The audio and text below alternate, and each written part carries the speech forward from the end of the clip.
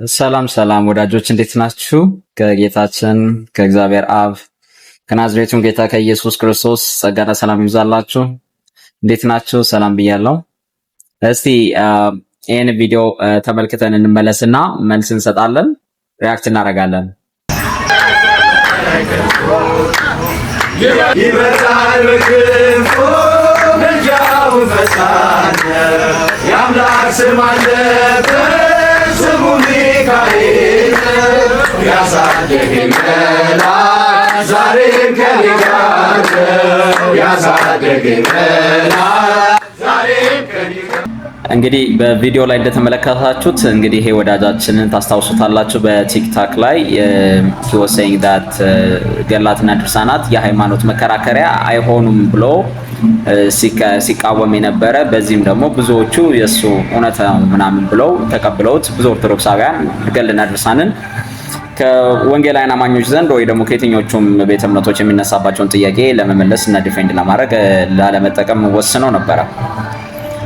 እኔ የገረመኝ ግን ሰው በጓዳው ሃይማኖት አድርጎ እየኖረ ለምሳሌ ለሚካኤል እየዘመረና እየሰገደ መዝሙር እየዘመረ ታቦት እያስገባ እያስወጣ ለሚካኤል ለገብርኤል የሚል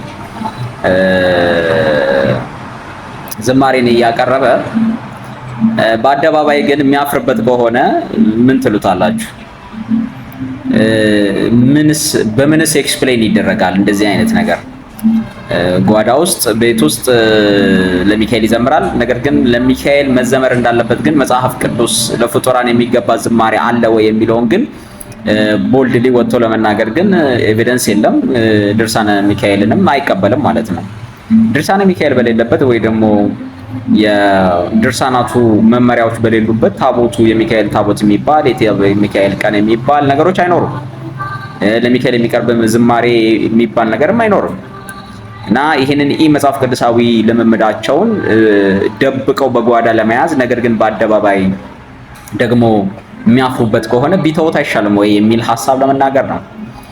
መጽሐፍ ቅዱስ ግን ሲናገር እስትንፋስ ያለው ሁሉ እንግዲህ ዘማሪው እንዳለው ዳዊት በመዝሙሩ ላይ እስትንፋስ ያለው ሁሉ እግዚአብሔርን ያመስግን ተብሎ ነው የተጻፈው።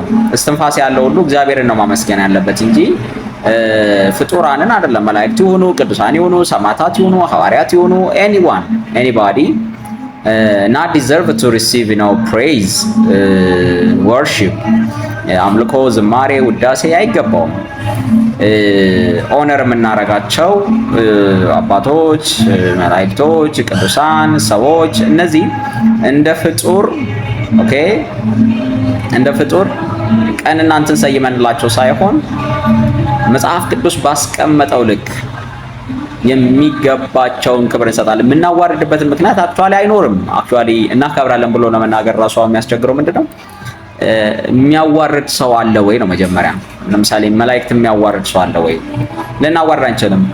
ቀን ሰይመን መዝሙር አለመዘመራችን በነሱ ስም የተቀረጸ እንጨትና ድንጋይ ተሸክመን ብልጭልጭ ለብሰን ዕጣን እያጠንን ቅዳሴ ምናምን እያልን ውዳሴ ዝማሬ ማህሌት እያልን ካልቆምን አላከበርን ማለት አይደለም። ስለዚህ ኦርቶዶክሳውያን do you really believe that ለሚካኤል ለቅዱሳን ለመላእክት ምስጋና ይገባል ወይ? አይገባም ካላችሁ መተው ነው በቃ።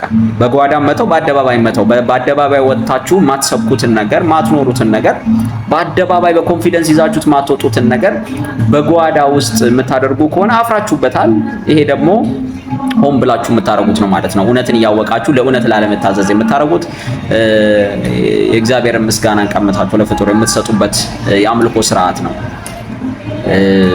በፍጡር የሚታመን ሰው ደግሞ ነብዩ ኤርሚያስ የተረገመ ነው ብሎ ተናግሯል። የተረገመ ነው። ስለዚህ ከእርግማን እንድትድኑ እግዚአብሔር ብቻ በመንፈስና በእውነት የሚመለከውን የእስራኤልን አምላክ እግዚአብሔርን ብቻ ታመልኩ ዘንድ ወደ አዲሱ ኪዳን ወደ መንፈስ አገልግሎት ዞር ትሉ ዘንድ እንለምናችኋለን። ጸጋ ከእናንተ ጋር ይሁን።